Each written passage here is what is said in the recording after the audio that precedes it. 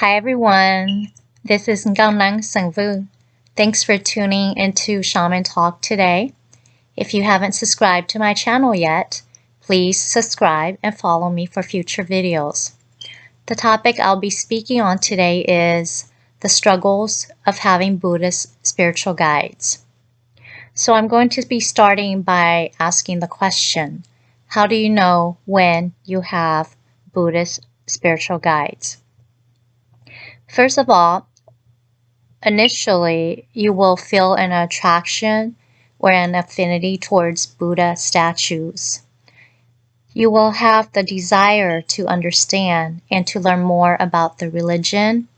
You will, in fact, be fascinated with the practice, and you'll want to learn about nirvana, how to reach the state, and at some point, you might even want to become a monk or a Buddhist nun. So what does it mean if you have Buddhist spiritual guides? For some people, having Buddhist spiritual guides may mean that all their spiritual guides are of Buddha, have the essence of Buddha. And so some people will have spiritual guides that come from Buddha, the spirit of Buddhism, and Buddha will be incorporated into your awakening experience. You will only learn of Buddha and take on his teachings, his practices, and healings.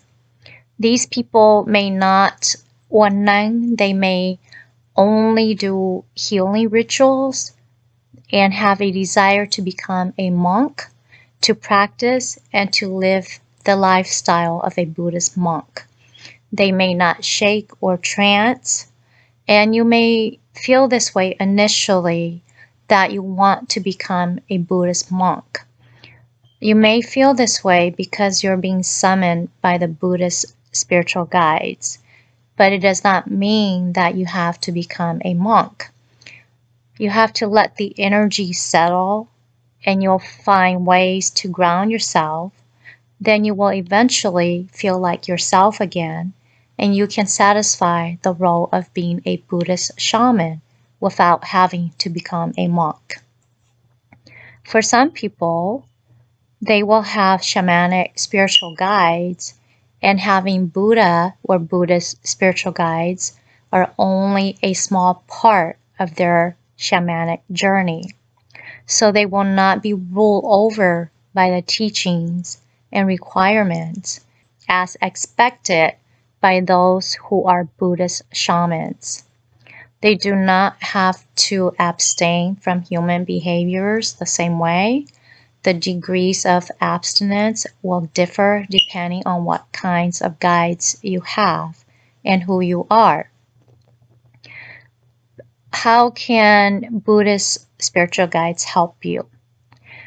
They are actually really important for those whose shamanic journey is just to have Buddhist spiritual guides. I consider those to be Buddhist shamans. And so for them, they use a lot of healings that resemble what Buddhist monks do. I know less about them, so I will speak less of them. But for those that have Buddhist spiritual guides incorporated into their shamanic journey, and they also have other types of spiritual guides, what the Buddhist spiritual guides do is they protect the overall structure of your shamanic path. They protect the journeys you travel on. They shield your spiritual guides and you through all healings, readings, and travels that you participate in. They help shield the spiritual energy and the soul spirit of those you help. They protect them from harm, from dark entities, and from demonic entities. So what the Buddhist spiritual guides do is that they will help you to do certain rituals that will help those who seek help from you. And so it will allow these rituals to protect the spiritual energy and the soul spirit of those you help. They will also teach and perform Gong Do to protect you and to ward off bad spirits and people with bad intentions. They are very powerful and they come in handy when you are going to be dealing with people who have dark energy with them or demonic entities. But there's also a downside to having Buddhist spiritual guides. So if you have Buddhist spiritual guides, it's also a very difficult journey. It's a very big struggle for you, and it comes with many challenges. Not very many shamans will have Buddhist guides, but some will. For these individuals, you will struggle at the beginning of your shamanic journey, and it will last for many years. So just because you become a shaman, it doesn't mean the struggles go away. They will continue, and sometimes they can even get worse. So it's a very big challenge if you have Buddhist spiritual guides with you. You have to adjust and learn to compromise with the Buddhist guides, and they are not easy to manipulate or control. Many things will happen to you, and you will just think it's you, but it's actually your Buddhist spiritual guides who have changed you into a different person.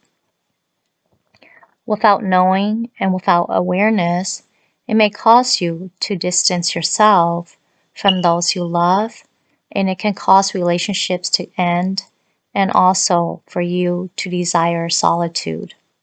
If you have kids, these guides do not like kids, and they will cause you to distance yourself from your kids. If you are unaware of this, you will not take steps to fix or remedy it. And as you distance yourself and pull yourself away from your kids and your spouse, you will show less interest in them, you will spend less quality time with them, and you will grow apart from them. This may cause issues with your partner, and it can sometimes lead to divorce if you and your spouse are unaware and do not take steps to come together in order to buffer that desire that you have to be alone. To share a personal experience, I just want to share what I had experienced as a rising shaman. When I first started my shamanic journey, I was very drawn to Buddha, as I share in one of my previous videos. I did not like statues that were colored or metal. I only liked the statues that were white and made from non-metal materials. When I went shopping one day, they had some statues in the garden department, and I was very drawn to it. But those Buddha statues were made to look antique, and they had black marks on them on different parts of the statue. And I wanted to get one, but when I tried to pick it up to look at, my guides made me put it back. They didn't like the black marks on it and the fact that the statues look antique and old. They didn't like it at all. So even though I really wanted certain statues, I couldn't buy it because my guides would interfere, and they would say, they would tell me, I would hear in my mind, in my head, that it has this issue or it has that issue, so they don't like it. So I would end up putting it back. From that point on, I kept feeling like I needed to look for a Buddha statue. On different days, I went to a number of different stores to see if I could find some Buddha statues. But my guides were very picky, and even though I saw some I liked, I would feel an unliking towards it, and I would criticize it in some way. They were not the right color, or they were not pure, or they were not right. But fortunately, I went to one store and I saw a white Buddha statue that looked like it's made out of marble. but I'm not sure what kind of material it was, but it was very heavy. I picked it up and looked at it, and I put it back down and walked away. Then my guides made me turn back and go back to the statue. So what do I mean when I say my guides made me do this? Well, I've had instances where I am actually stopped and I can't move in the direction I want to. But if I turn the other way, back to the statue, then I can move. And so that's happened to me a few times. This doesn't happen anymore. But when I first started, if I was going towards something that wasn't good, my guides would make me turn the other way. For example, one time I was trying to decide between two pho places that were on the same strip. I decided to go to one pho restaurant, and my guide said, no, it's dirty. And I couldn't take my next step to move forward. So they wouldn't let me go, and so they said, the other restaurant was better. It was cleaner. So then I ended up turning to go to the other pho restaurant, and I was able to take my steps. So that's just an example. Another time that I couldn't move if I continue forward was when I first, it was shortly after I communicated with my guides when I first started my shamanic journey. And this was the first time that happened, so I didn't know before. But my parents, they went to butcher a cow, and I was supposed to go help. Do some of the chores. So they were there first, and I drove there later after they had, the cow had been butchered. So when I got out of my car and I tried to walk into the butcher house, I couldn't. I was walking towards it, and when I got closer, then I froze. And I seriously could not move forward anymore. So then if I turned towards my car and go back to my car, I was able to move. So I tried that. I tested that. I tried it a few times. I tried to come back out, and I walked towards the butcher house again, and I could not move. So then I had to call my parents who were in the butcher house because I couldn't go in to tell them that I couldn't go in. So I had to call them, and I believe it was my dad who came out, and I was telling him that I can't go inside. I tried to go in, and I can't. And then, of course, he didn't believe me, and he told me to stop goofing around and to hurry up. So then I started to cry because I couldn't go in, and it was because my guides didn't want me to go inside where they had the butcher animals in there with all the things that people do when they butcher animals and have all the blood and cutting the animal up. So I started crying, and I wouldn't go in, and then I just walked away and went back to my car. I just went and stayed in my car until they were done. That was another experience where I was not able to proceed with something that I had planned to do because my spiritual guides interfered with my physical movement. And there's been several different times when that's happened before too.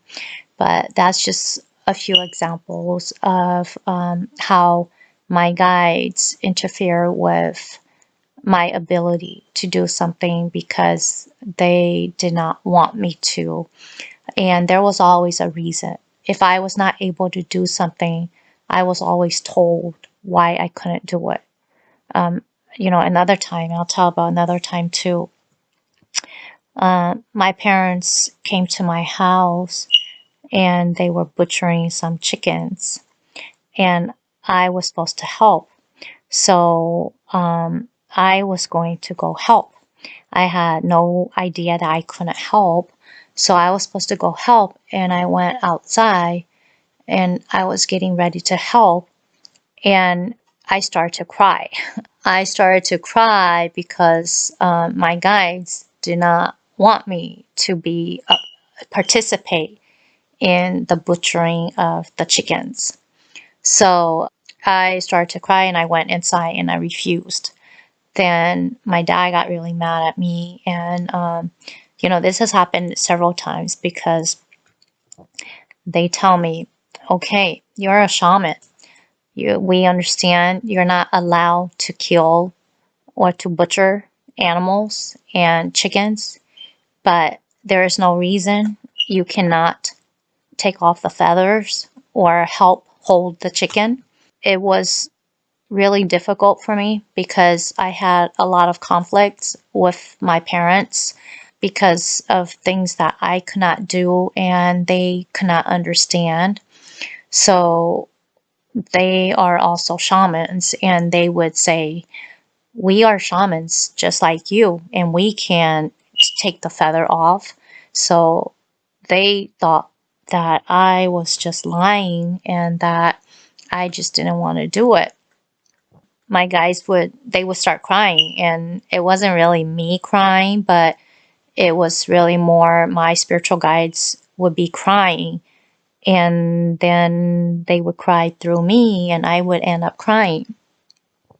So one time I got into a really big fight with my dad because he was telling me to go do the chicken, and I could not do the chicken because the chicken was used in a ritual to Wanangna, so I could not participate in that because it means that the soul spirit of the chicken is still going to be used, so it's still hanging around somewhere. So my spiritual guides refused to participate in the butchering of the chicken. And my dad was yelling at me to go help with it. And I couldn't. I just put up with them yelling at me, and I just came back to the house. This is just an example of the type of guides I have. They are very against participating in butchering animals. When I first started, I couldn't even kill roaches or slugs, but over time, there are certain things I can kill. I had to use logic and reason that slugs and roaches, they're invading my space. Because they're invading my space, if I see slugs eating up my plants, then I can kill them. Also because they're lower life forms and they are invading my space. So on Judgment Day, when these creatures try to make a case against me, then I will be justified. I will be able to say that they invaded my space, so I had to kill them. And I didn't kill them right away. I told them that they are invading my space and for them not to do that. And I will have to kill them in the future if they continue to invade my space. Over the course of time, some of the rules that you follow, your guides won't be as strict. But one thing to remember is that you just have to remember what codes of conduct you have to follow when your guides first came down and you communicated with them, and the rules they told you, those still stand over the course of time. That energy settles down and it won't be as strict on you. This is one reason why people turn to the dark side, because over the course of time, what once was, your guides will be less strict about. And so people, the human nature in you, the human trait takes over. and might not follow the rules that were once taught to you. So for me, it's really important for me to still follow the rules that my guides first taught me, even though over the course of time that settles down and your guides do not interfere or they are not as strict on you because they've settled down. So it's just important for you to remember so that you keep the code of conduct for you, for yourself. So these are just a few examples that has occurred for me that my guides have interfered to let me know that there are some choices that I cannot do. So when I went to get the Buddha statue, this was one of the first occurrences that indicated I might have Buddhist guides with me, but at that time I didn't connect the dots. I just thought that I liked it. Over time, I also grew distant and disconnected with people close to me. During those times, I went through a breakup. I didn't care as much about relationships. I grew apart from my own child. And as the years went by really quickly, before I knew it, my kid was already a teenager. And I had lost a lot of time with him. And I regret that a lot.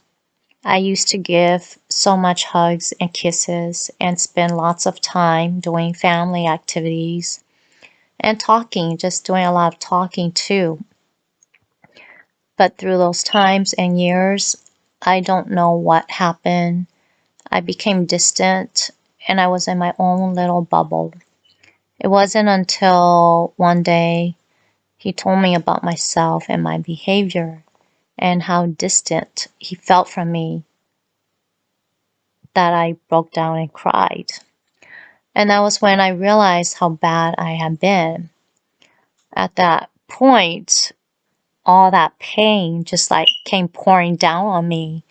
I yelled at my guides and I told them that they are not allowed to interfere with my personal relationships and that they may never ever again interfere with my relationship with my child or my family. My guides told me that they are also my children too, and that they needed me to help them grow. They were growing as well and needed my attention.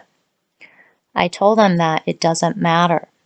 I am human and that my life as a human being comes first. I also told them that I would not forgive them if they interfered again.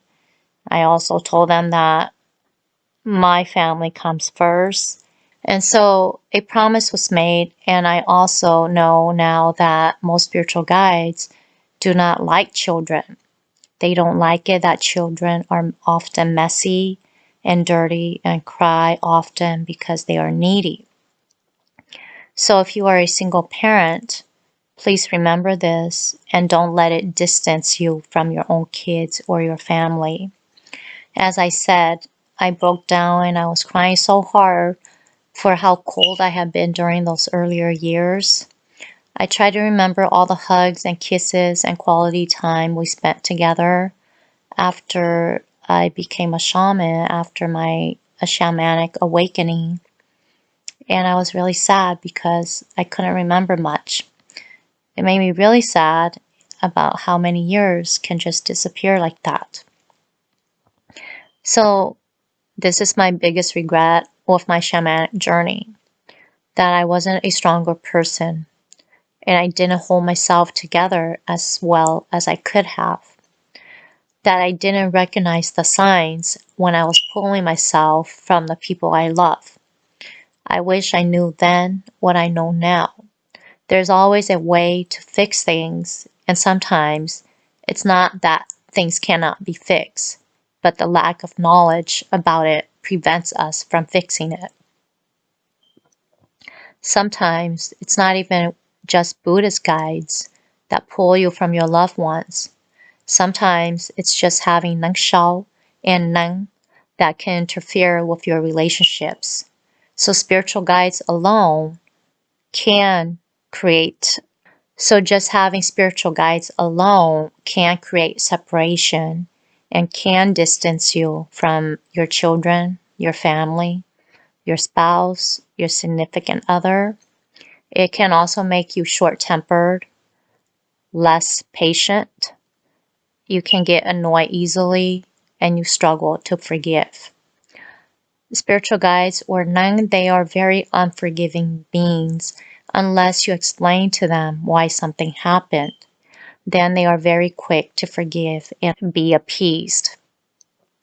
But if you are not smart about it and you just go along with them, then you will burn bridges, and you will also struggle with relationships with your significant other, your children, your family, your friends. Being aware of such helps you to be mindful of your actions and behavior. It also allows you to appease your spiritual guides and just help them to understand that you are half human and half spiritual, and they must compromise and work with you. Sometimes that is all it takes, but without knowing, you don't take the step, and therefore your guides will not be compromising. I just wanted to share this experience because it is something that's hurt me and affected me a lot, causing much regret. Is probably the only thing I truly regret in my life.